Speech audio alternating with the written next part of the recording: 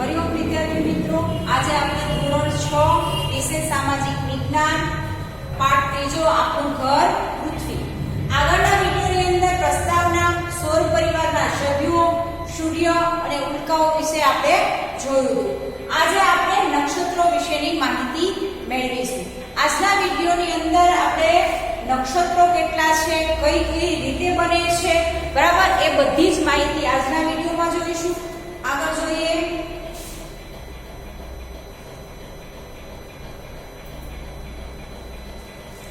નક્ષત્રો કોન્સ્ટેલેશન્સ વિશાળ અર્થમાં કોઈ પણ તારાઓનો સમૂહ અથવા એકલો તારો પણ નક્ષત્ર કહેવાય. કેટલાક તારાઓના સમૂહને કારણે તેનો ચોક્કસ આકાર તૈયાર થયો છે. આમાં ક્યારેક હંસ જેવો તો ક્યારેક ગરુડ જેવો આકાર દેખાય છે.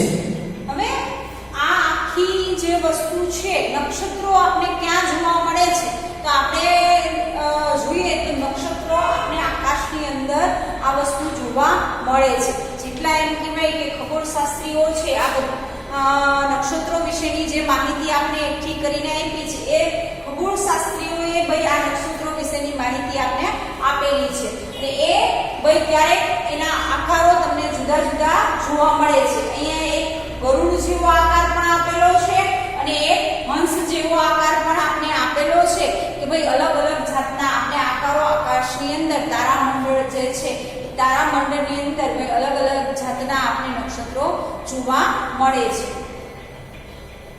અશ્વિની, રેવતી, વિશાખા, પુનર્વસુ, મૃગશીર્ષ, રોહિણી, પુષ્ય, આદ્રા, સ્વાતિ જેવા તો કુલ 27 નક્ષત્રો આવેલા છે. હવે તમને એવું પૂછવામાં આવે કે ભાઈ નક્ષત્રોની સંખ્યા કેટલી છે, તો આપણે યાદ રાખવાની છે 27. બરાબર, 27 નક્ષત્રો આવેલા છે. અહીંયા આપણે નક્ષત્રોની નામ સાથેની આકૃતિ બતાવેલી છે. પહેલી છે અશ્વિની, બીજી છે રેવતી, ત્રીજી છે વિશાખા, અહીંયા નીચે છે પુનર્વસુ, પછી મૃગશીર્ષ, પછી રોહિણી, પુષ્ય નક્ષત્ર, આદ્રા અને સ્વાતિ. આ નક્ષત્રો વિશેની જો વધારે આપણે માહિતી જોવી હોય તો આપણે જ્યોતિષ શાસ્ત્રની અંદર પણ આપણે સારામાં સારી રીતે નક્ષત્રો વિશેની માહિતી આપણે મેળવી શકીએ છીએ. બરાબર, આ નક્ષત્રોનું મહત્વ શું છે આપણા જીવનની અંદર, એ બધી જ વસ્તુ આપણે જ્યોતિષ શાસ્ત્રની અંદર મળે છે. બરાબર, તમે તમારી જન્મપત્રી બનાવવાની હોય તો એ સમયે આપણે બ્રાહ્મણને પૂછીએ છીએ. બરાબર, જે એમ કહેવાય કે જ્યોતિષ શાસ્ત્રનો અભ્યાસ કરી ચૂકેલા હોય એ લોકોને ખ્યાલ આવે છે કે આપણે કયા નક્ષત્રમાં આપણે આપણો જન્મ સમય અને તારીખ અને એ બધું આપીએ એટલે આપણે કયા નક્ષત્રમાં જન્મેલા છીએ ત્યાંથી લઈને આપણા એમ કહેવાય કે જીવનના આવનારા ભવિષ્ય વિશેની આપણે કોઈ માહિતી આપે છે. એ કોણ છે? કોઈ જ્યોતિષ શાસ્ત્ર નો જેણે અભ્યાસ કર્યો હોય એને આપણે જ્યોતિષી કહીએ છીએ. બરાબર ને? તો એ જ્યોતિષી પણ આ નક્ષત્રો વિશેની માહિતી ખૂબ સારી રીતે જાણતા હોય છે. બરાબર, કે કયા નક્ષત્રમાં જન્મ લેવો. બરાબર, આપણે ખ્યાલ નથી કે આપણે કયા નક્ષત્રમાં જન્મ લીધો છે, પણ એ વસ્તુ આપણા એમ કહેવાય કે જન્મ તારીખ અને સમય પરથી જ્યોતિષી આપણે જણાવે છે કે તમે આ દાખલા તરીકે પુનર્વસુ નક્ષત્ર ચાલતું હતું એ સમયે તમારો જન્મ થયેલો છે, અથવા તો કોઈ આદ્રા નક્ષત્ર ચાલતું હતું એ સમયે જન્મ થયેલો છે. એના ઉપરથી એમ કહેવાય કે આપણે આપણા જીવન વિશેની ઘણી બધી માહિતીઓ જાણી શકીએ છીએ. અહીંયા તમે દરેક આકૃતિનું નિરીક્ષણ કરો તો દરેક આકૃતિ તમને અલગ અલગ જોવા મળે છે. બરાબર, અશ્વિની જુઓ, રેવતી જુઓ, વિશાખા જુઓ, રોહિણી જુઓ, તો દરેક નક્ષત્ર કંઈક અલગ રીતે આપણે મેસેજ આપે છે એવું આપણે લાગી રહ્યું છે. આગળ જોઈએ. આકાશમાં ચંદ્રની આસપાસ 2-3 નક્ષત્રો ઓળખવા ચંદ્રને જોતા રહેવું પડે. નક્ષત્રોને યાદ રાખવા મુશ્કેલ છે, પરંતુ વારંવાર જોવા અને સમજવાથી સહેલાઈથી થઈ શકે છે. હવે નક્ષત્રોના નામ છે એ યાદ રાખવા આપણા માટે મુશ્કેલ છે, પણ જો આપણે રાતે એમ કહેવાય કે ધાબા ઉપરથી વારંવાર આ નક્ષત્રોને જોશું, બરાબર, આકાશમાં વારંવાર આ નક્ષત્રોને જોશું તો એને આપણે સહેલાઈથી યાદ રાખી શકશું. શું કામ? એ નક્ષત્રો દ્વારા જે આકૃતિ બને છે, આકૃતિ ઉપરથી આપણે કહી શકશું કે ભાઈ અત્યારે એ નક્ષત્ર ચાલી રહ્યું છે, ભાઈ આ નક્ષત્રની આકૃતિ બનેલી છે, એવું આપણે કહી શકીશું. કેટલાક તો નામ શુભ કાર્યો સાથે યાદ રહી જાય છે, જેમ કે પુષ્ય નક્ષત્રમાં સોનાની ખરીદી કરવામાં આવે છે. હવે અહીંયા પુષ્ય નક્ષત્ર છે, જ્યોતિષ શાસ્ત્રની અંદર પણ પુષ્ય નક્ષત્રને સૌથી એમ કહેવાય કે સારામાં સારું નક્ષત્ર ગણવામાં આવે છે. આ નક્ષત્રમાં એમ કહેવાય કે આપણે સોનાની ખરીદી કરીએ તો એ સારામાં સારું ગણી શકાય છે, બરાબર. આ વસ્તુ ખાસ યાદ રાખજો. જ્યારે પણ એમ કહેવાય કે પુષ્ય નક્ષત્ર હોય એ સમયે તમે જુઓ તો તમારા ઘરની અંદર તમારા જે વડીલો હશે, દાદી દાદા, એ પણ કહેશે ભાઈ આજે પુષ્ય નક્ષત્ર છે તો નાની અમથી સોનાની વસ્તુ આપણે કાંઈ પણ ખરીદી કરી લાવીએ, બરાબર. એ ઉપરાંત પણ આપણે જોઈએ તો જો આપણી એમ કહેવાય કે સોના ચાંદીની વસ્તુ ના ખરીદીએ અને એ ઉપરાંત તમે ભાઈ પૂજાની સામગ્રીમાંથી આપણે કંકુ કે એવી કોઈ સામગ્રી પણ લઈ શકીએ છીએ આ નક્ષત્રની અંદર, તો એ શુભ માનવામાં આવે છે જ્યોતિષ શાસ્ત્રની અંદર. આગળ જોઈએ. આટલું જાણો, નક્ષત્રો પ્રાચીન લોકો દ્વારા આકાશના તારાઓને ઓળખવા માટે ઘડાયા હતા. નક્ષત્રોના આકાર લોકોને પરિચિત આકારો જેવા દેખાય છે. આ વાત થઈ આપણા સૌર પરિવાર એટલે કે સૌર મંડળની. તમારે હજી આપણા ઘર એટલે કે પૃથ્વી વિશે બધું જાણવું છે ને? તો ચાલો. પ્રવૃત્તિ. તમારી નોટબુકમાં તમને ગમે તે તરફ સૂર્ય દોરો. ત્યાંથી શરૂ કરી સૂર્યમંડળ બનાવો અને સૂર્યમંડળ વિશે લખો. પૃથ્વીનું સ્થાન અને આકાર. હવે અહીંયા તમને આખા સૌર પરિવારની જે આકૃતિ આપેલી હતી, બરાબર, એ જ વસ્તુ આપણે ગઈસાલ પ્રોજેક્ટની અંદર પણ આપણે એ નમૂનો બનાવેલો હતો અને તમે વિદ્યાર્થી મિત્રોએ એ નમૂનો પણ નિહાળ્યો હશે કે આખો સૌર પરિવારની અંદર બધા જ ગ્રહો એક પછી એક આપણે દર્શાવેલા હતા, બરાબર. એ વસ્તુ તમે તમારી નોટબુકની અંદર પણ એ ગ્રહોની આકૃતિ બનાવી અને તમે એ આકૃતિ પણ દોરી શકો છો, એટલે તમને લાઈનસર બધા જ ગ્રહો યાદ રહી જાય, બરાબર. હંમેશા આકૃતિ દોરીને કામ કરીએ તો એ વધારે આપણે યાદ રહે છે. હવે આગળનો ટોપિક છે આપણે પૃથ્વીનું સ્થાન અને આકાર, બરાબર. પૃથ્વીનું સ્થાન કઈ જગ્યાએ છે અને કેવા આકાર સ્વરૂપે છે એના વિશેની માહિતી જોઈશું આપણે આગળ. મિત્રો, આપણે સૂર્ય અને ચંદ્રને રોજ ઉગતા અને આથમતા જોઈએ છીએ.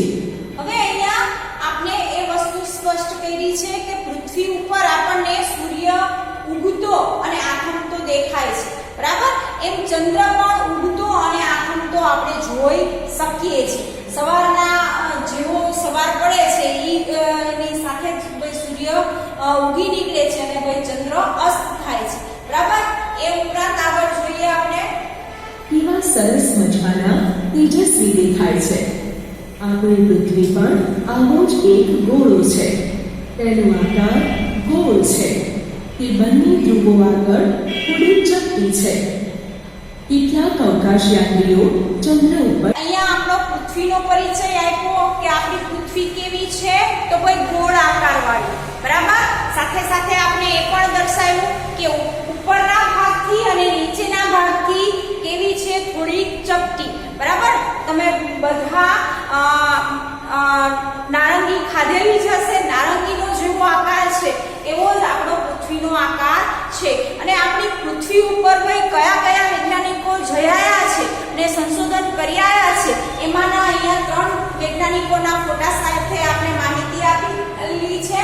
પહેલું છે રાકેશ શર્મા, બીજું છે સુનિતા વિલિયમ્સ અને ત્રીજા છે કલ્પના ચાવડા.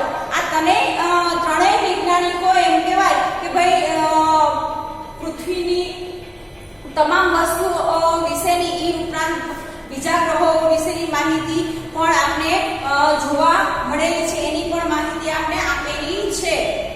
તેમણે પૃથ્વીના ફોટા પણ લીધા છે. ચંદ્ર પરથી પૃથ્વી આકાશમાં મોટા ગોળા જેવી દેખાય છે. આપણે એક નાનકડા ગામ કે શહેરમાં રહીએ છીએ. વળી આપણે જે ભાગને જોઈ શકીએ છીએ તે પૃથ્વીનો ખૂબ નાનકડો ભાગ હોય છે. હવે અહીંયા પૃથ્વી છે એ ખૂબ વિશાળ છે, બરાબર. આ જેટલા પણ વૈજ્ઞાનિકો ગયા છે એ બધા જ વૈજ્ઞાનિકો એનો મત એવો છે કે ભાઈ પૃથ્વી ઉપર તમે જ્યાં રહો છો, જે જગ્યા છે, જે જગ્યાએ તમારું ગામ કે શહેર છે, એ આપણે એમ થાય કે ભાઈ સપાટ હશે, બરાબર. પણ હકીકતમાં પૃથ્વી એક ગોળા સ્વરૂપ એક ગોળ છે અને આપણે જે ભાગ દેખાય છે એ પૃથ્વીનો એક નાનો અમથો હિસ્સો છે, બરાબર. એક નાનો અમથું એમ કહીએ તો એક ભાગ આપણે દેખાય છે એવું આપણે સ્પષ્ટ કહી શકીએ છીએ. આગળ જોઈએ. આ કારણે પૃથ્વી ગોળ છે એવો ખ્યાલ આવી શકતો નથી. મિત્રો, આપણને કેવી રીતે ખબર પડે કે પૃથ્વી ગોળ છે? તો ચાલો હું તમને સમજાવું. તમે ક્યારેય તૂટી ગયેલું માટલું જોયું છે? તેનો એક નાનકડો ટુકડો હાથમાં લઈએ તો આખું માટલું ગોળ હશે એવો ખ્યાલ આવી શકતો નથી. આમ પૃથ્વીના નાનકડા ભાગ ઉપર ઊભા રહીને જોવાથી આપણને આખી પૃથ્વી ગોળ જણાતી નથી. પરંતુ હવે અવકાશ અને ચંદ્ર પરથી લીધેલા ફોટોગ્રાફ પરથી આપણે કહી શકીએ કે પૃથ્વીના ગોળ હોવા વિશે કોઈ શંકા રહી નથી. હવે આપણા જેટલા પણ વૈજ્ઞાનિકો ગયેલા છે, બરાબર, એને એમ કહેવાય કે ચંદ્ર ઉપરથી એ જે ફોટોગ્રાફ લીધા છે ને એ ફોટોગ્રાફ આપને પ્રૂફ કરે છે કે ભાઈ પૃથ્વી ગોળ છે, બરાબર. આપણે પૃથ્વી ઉપર રહીએ છીએ પણ છતાં એમ કહેવાય કે આપણે એ વસ્તુને સ્પષ્ટ નથી કરી શકતા કે ભાઈ એ આપણે ગોળ છે. પણ જ્યારે એમ કહેવાય કે આપણે દૂરથી બીજા ગ્રહ ઉપરથી પૃથ્વીને આપણા વૈજ્ઞાનિકોએ જોઈ અને એ ફોટોગ્રાફના અંદાજ ઉપરથી આપણે કહી શકીએ કે આપણી પૃથ્વી છે ગોળ આકાર સ્વરૂપની છે. એમાં કોઈ આપણે હવે પુરાવાની જરૂર છે નહીં, બરાબર. આ સંશોધન થઈ ચૂક્યું છે અને આ વસ્તુ પણ સ્પષ્ટ થઈ ગઈ છે કે પૃથ્વી ગોળ જ છે, બરાબર. હવે કોઈ આપણે એમ કે ભાઈ ના પૃથ્વી લંબચોરસ છે તો એ વસ્તુ આપણે સ્વીકારીશું નહીં. શું કામ કે આપણા જેટલા પણ વૈજ્ઞાનિકો છે એ ફોટા સાથેની માહિતી આપણે પ્રૂફ સ્વરૂપે આપેલી છે કે ભાઈ આપણી પૃથ્વી ગોળ સ્વરૂપે દેખાય છે દૂરથી. આગળ જોઈએ. પૃથ્વી દડા જેવી ગોળ નથી, પણ તે નારંગી જેવી ગોળ છે. જુઓ, આ પૃથ્વીના ધ્રુવ પ્રદેશો છે. પૃથ્વી ધ્રુવ પ્રદેશો આગળથી જરા ચપટી અને વિષુવવૃત્ત આગળથી થોડી ફૂલેલી છે.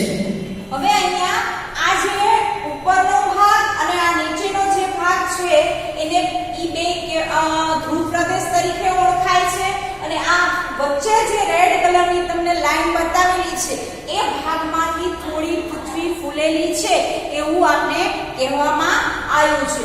આગળ જોઈએ. ધ્રુવ વૃત્ત કરતા પૃથ્વીનો મધ્ય ભાગ મોટો છે. આપણે તો હવે પૃથ્વીનો ઘનફળ અને વજન પણ જાણી શક્યા છીએ.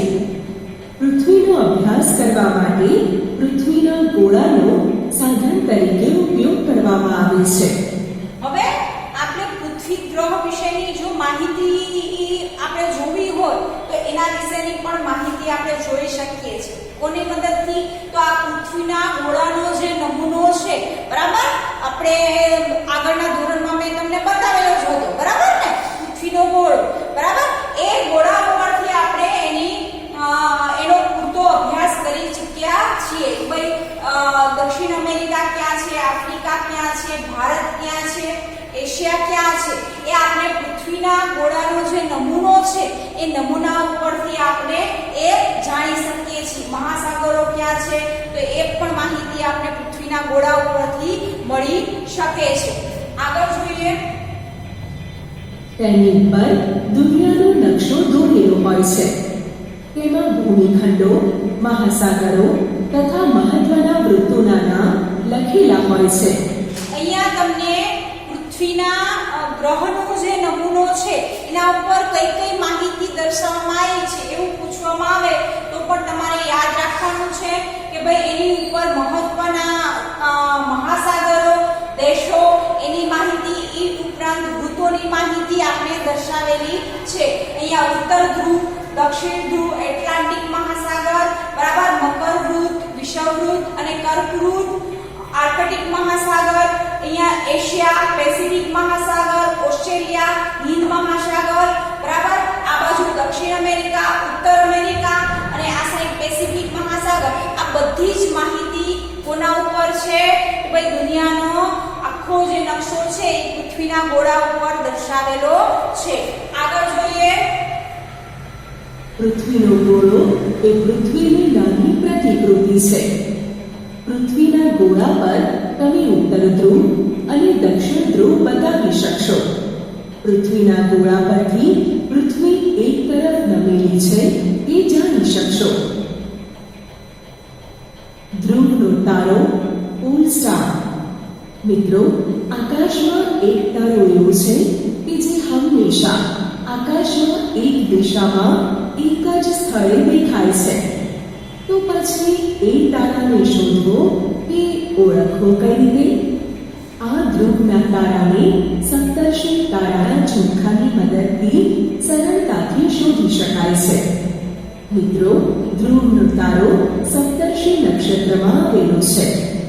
સપ્તર્ષિના આગળના બે તારાને જોડતી કલ્પિત રેખાની દિશામાં આગળ વધતા એક તેજસ્વી તારો તમને દેખાશે. હવે ધ્રુવનો તારા વિશેની આપણે અહીંયા માહિતી આપેલી છે કે ભાઈ ધ્રુવનો તારો છે એ કઈ રીતે ઓળખવું, તો એના માટે સપ્તર્ષિ એટલે કે ભાઈ 7 તારાઓના સમૂહને આપણે સપ્તર્ષિ કહેશું. અહીંયા તમે ગણશો 1 2 3 4 5 6 ને 7, બરાબર, 7 તારાઓના સમૂહને આપણે સપ્તર્ષિ કહેશું. અને એ બે તારાઓની દિશામાં આગળ એક ચમકતો તારો, બરાબર, એ તારો એકદમ ચમકતો હોય એના ઉપરથી આપણે કહી શકીએ છીએ કે એ ધ્રુવનો તારો છે. એ એની ચમકવાની જે ખાસિયત છે, બરાબર. અને બીજી કે ભાઈ સપ્તર્ષિ જે સમૂહ છે એની બાજુમાંથી હોય છે એ વસ્તુ સ્પષ્ટ થાય છે. આગળ જોઈએ. બસ એ જ ધ્રુવનો તારો છે. દરિયાઈ સફર કરનારા કે રણમાં મુસાફરી કરનારા લોકો ધ્રુવનો તારો સહેલાઈથી શોધી કાઢે છે. હવે બીજી વસ્તુ આપણે અહીંયા એ માહિતી આપેલી છે કે આપણે દરિયામાં જઈએ, બરાબર, જો દરિયામાં બોટમાં કે વહાણમાં બેઠા હોઈએ તો ભાઈ આપણે દિશાની કે કશી ખબર પડતી નથી, બરાબર ને. આપણે દરિયામાં એકવાર બહુ દૂર સુધી જઈએ તો ભાઈ ચારે બાજુ આપણે પાણી દેખાય છે, બરાબર ને. ક્યાંય આપણે કઈ દિશામાં જાવ એ દિશાની ખબર પડતી નથી. ઈ ઉપરાંત તમે રણમાં જાઓ, બરાબર, તો રણની અંદર પણ ભાઈ એકવાર તમે ઘૂસ્યા પછી ચારે બાજુ તમને રેતી જ દેખાય, બરાબર. જો તમને દિશાની સમજ ના હોય, બરાબર, દિશા જાણવા માટે આપણે ખબર જ છે કે આપણે હોકાયંત્રની શોધ થયેલી છે, બરાબર. હોકાયંત્ર હોય તો આપણે ખબર પડી જાય કે આપણે કઈ દિશામાં જઈ રહ્યા છીએ. તો એ દરિયો હોય કે રણ પ્રદેશ હોય તો એના ઉપરથી આપણે જાણી શકીએ છીએ. પણ આ એમ કહેવાય કે દરરોજનું જેનું કામ છે, રણમાં રહેવું અથવા તો કોઈ સમુદ્રમાં રહેવું. આપણે સમુદ્રમાં ખબર જ છે કે ભાઈ ખલાસીઓ હોય છે એ સમુદ્રમાં રહે છે. તો ભાઈ ખલાસીઓને સમુદ્રમાં દિશાની ને બધી જ સહેલાઈથી ખબર પડે છે. એની સાથે એમ કહેવાય કે ધ્રુવના તારાની સમજ પણ એને આસાનીથી ખબર પડી જાય છે. આગળ જોઈએ. એ તારો જે દિશામાં દેખાય તે દિશા ઉત્તર દિશા છે. હવે ધ્રુવનો તારો જે દિશામાં દેખાય એ દિશાને કઈ દિશા કહેવામાં આવી છે? તો ઉત્તર દિશા. આ પણ વસ્તુ તમારે ખાસ યાદ રાખવાની છે, બરાબર. એવું પૂછવામાં આવે કે ભાઈ ધ્રુવનો તારો કઈ દિશામાં દેખાય છે તો ઉત્તર દિશા આપણે યાદ રાખીશું, બરાબર ને. આગળ જોઈએ. આ તારો પૃથ્વીના ઉત્તર ગોળાર્ધમાં જ દેખાય છે. તેની સ્થિરતા અને પૃથ્વીના લગભગ ગોળ આકારને લીધે દક્ષિણ ગોળાર્ધમાંથી જોઈ શકાતો નથી. અક્ષાંશ, રેખાંશ, લેટિટ્યુડ, લોંગિટ્યુડ. પૃથ્વીના ગોળા ઉપર આડી અને ઊભી કાલ્પનિક રેખાઓ છે. આ કલ્પિત રેખાઓ દ્વારા પૃથ્વીના કોઈ પણ સ્થળનું ચોક્કસ સ્થાન અને સમય જાણી શકાય છે.